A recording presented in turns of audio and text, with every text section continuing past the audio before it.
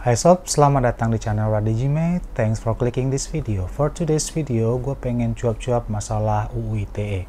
Dari beberapa sumber yang gue baca dari media elektronik, kabarnya di berita tersebut diceritakan kalau pemerintah pengen melakukan revisi, dan sebagian informasi yang gue baca juga itu mengatakan kalau akhirnya pemerintah memutuskan untuk menghapus beberapa pasal yang ada di UU ITE tahun 2008, nomor 11 tahun 2008 kalau gue nggak salah. Tentunya hal ini sedikit banyaknya menggelitik otak gue untuk berpendapat, dan disclaimer di awal, segala yang gue ucapkan di sini adalah personal unscripted opinion. Jadi ini adalah opini gue, insight gue mengamati atau berasumsi atau beropini tentang sebuah kejadian yang menurut gue itu layak untuk dikomentari, untuk di-share pandangannya. Karena buat gue pribadi, mendalami atau mendengar berbagai macam atau beragam pendapat, opini yang sehat dari berbagai orang itu dapat menjaga kualitas mental dan juga tentunya kesehatan spiritual kalau buat gue. So, untuk tidak berlama-lama, mari kita masuk ke video.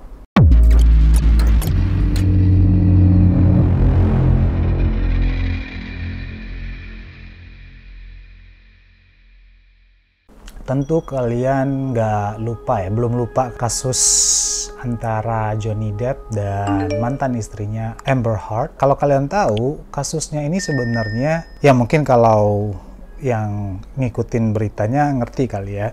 Cuman sebenarnya mungkin dari sekian banyak orang, gua rasa agak sedikit bingung juga ini kasus apa sih. Kasus antara Johnny Depp dan mantan istrinya ini adalah kasus defamation trial. Apa sih itu defamation trial? Jadi ini adalah sidang atas pencemaran nama baik. Jadi defamation itu adalah pencemaran nama baik. Secara ringan, pengertian defamation itu ya pencemaran nama baik. Kalau kalian ketik di Google Translate itu bakalan keluar artinya mengatakan sesuatu yang bohong, yang tidak benar. Seperti itulah kira-kira. Kalau misalnya kalian punya banyak waktu, silahkan cari arti dari defamation ini apa. Tentunya sedikit banyaknya hal ini gue dengar ketika gue baca dan lihat beberapa berita video di sosial media. Gue sedikit agak tidak setuju ya kenapa pemerintah memutuskan untuk menghapus pasal ini. Ya, terlepas berbagai kejadian yang terjadi, pemakaian atau penerapan undang-undang ini tidak sesuai jalurnya, tapi nggak bisa dipungkiri juga kalau kita butuh undang-undang ini.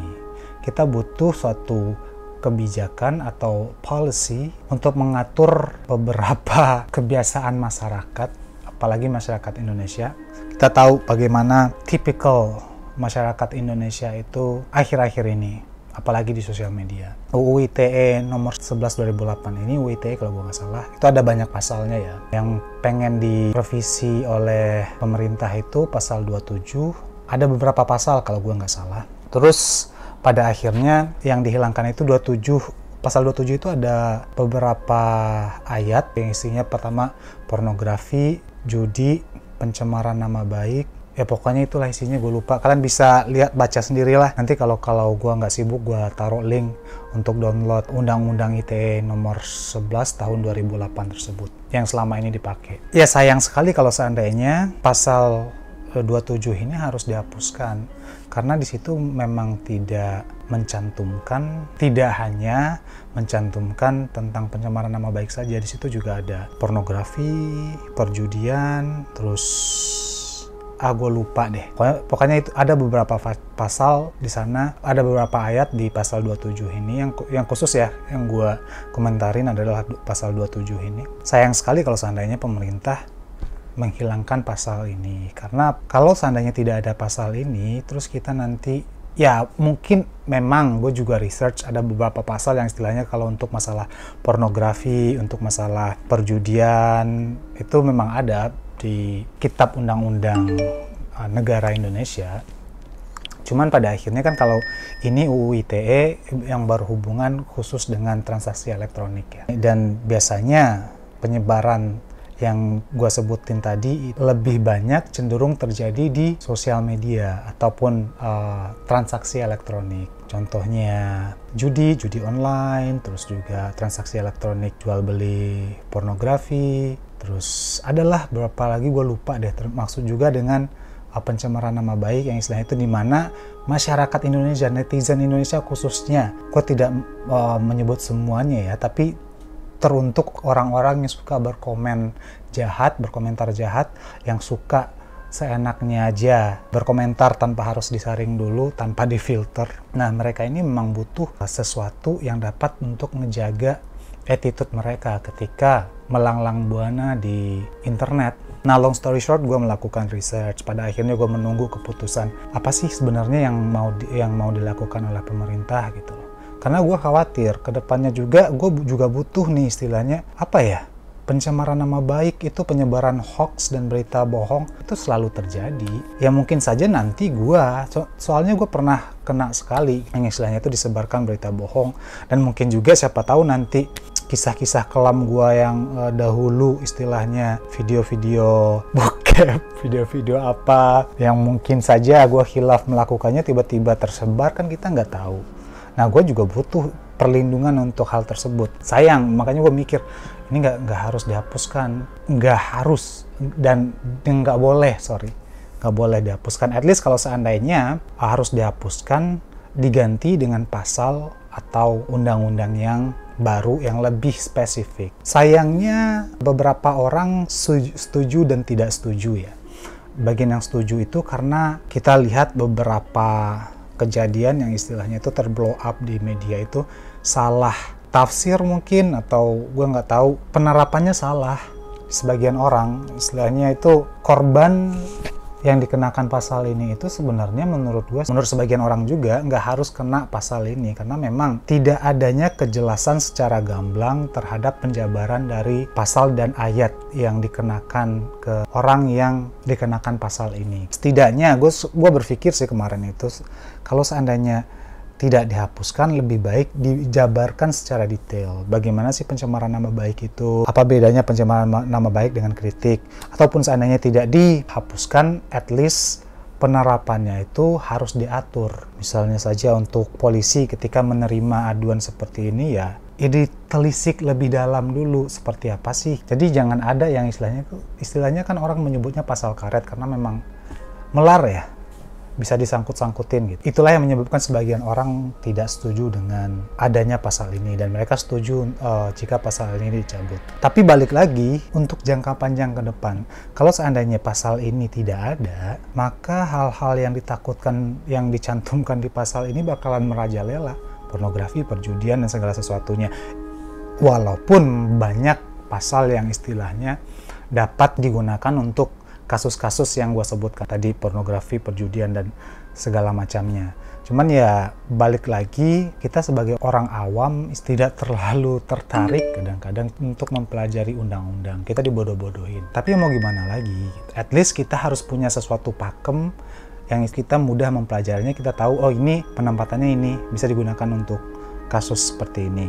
At least pasal ini ketika tetap ada, penerapannya itu disupervise, penerapannya itu harus sesuai. Pemakaian dari undang-undang ini atau pasal ini harus diteliti lebih dalam, pas atau enggak jika kita aplikasikan. Ya harus dijaga, harus dimonitor, dan mungkin untuk polisi juga dikasih penjelasan pasal ini dapat diterima jika memenuhi unsur-unsur yang sudah ada detailnya, yang mana itu harus disiapkan oleh pemerintah. Nah, long story short, kalau gue juga mikir akhirnya kalau seandainya pasal ini dihapuskan, gue mikir negara kita ini sudah sebagus apa attitude masyarakatnya sehingga tidak perlu ada pasal pencemaran nama baik. Which is kita tahu pencemaran nama baik di Indonesia itu sangat luar biasa. Gampang banget kayak meludah.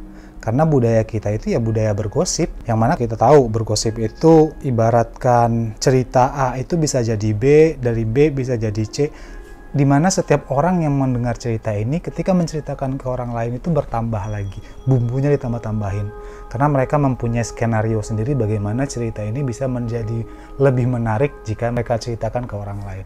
Itulah kebudayaan kebanyakan, orang-orang Indonesia yang suka bergosip. Ini gue ngomongin orang-orang yang suka bergosip. Kalau seandainya kalian tidak suka bergosip, ya jangan tersinggung. Ini gue tujukan ke orang-orang yang suka bergosip, suka berkomentar, seenaknya aja melampiaskan atau mengemukakan apa yang dia pikirkan tanpa memikirkan impact terhadap orang yang dia ceritakan, juga impact yang nanti seandainya orang ini nggak terima dan orang ini melaporkan dirinya ke polisi. Ini sebenarnya untuk ngejaga bagaimana masyarakat bersikap, bagaimana masyarakat untuk dapat berkomunikasi di sosial media atau di internet. Nah, balik lagi ke pemikiran gua tadi, udah sebagus apa rakyat Indonesia, masyarakat Indonesia jika dibandingkan dengan, defamation law ini ada di setiap negara kalau gua nggak salah. Bahkan contohnya aja deh. Nah, kayak kemarin Johnny Depp dan mantan istrinya Amber Heard, itu kan kasus pencemaran nama baik. Terus tiba-tiba Indonesia harus menghapus pasal ini. Boleh aja sih dihapus kalau seandainya pemerintah sudah yakin kalau masyarakat Indonesia itu nggak butuh untuk dijaga mulutnya dalam menyebarkan berita bohong atau penghinaan atau pencemaran nama baik. Dan balik lagi tadi yang seperti gue ngomongin, yang mana harus ada baku pakem dari pencemaran nama baik itu seperti apa, hoax itu seperti apa, dan berita bohong itu seperti apa. Kan memang itu semua harus dibuktikan. Nah, emang itulah tugas pemerintah kalau menurut gua. Pada akhirnya gua research, ini barusan gua baca lagi, ternyata, correct me if I'm wrong, revisinya sudah disahkan, nggak jadi dihapus kalau gua nggak salah, disahkan. Tapi ketika gua nyari, itu malah gua diarahkan ke Undang-Undang Nomor 19 Tahun 2016, which is yang mana isinya itu hampir sama aja dengan UU ITE Nomor 11 Tahun 2008. Cuman ada beberapa tambahan pasal. Yang gue baca itu di Undang-Undang Nomor 19 Tahun 2016 ini pasal 45A dan B. Yang 45A ini khusus untuk masalah pencemaran nama baik dan ditambahkan jika menyebabkan kerugian juga. Nah, ini gue setuju sih sebenarnya.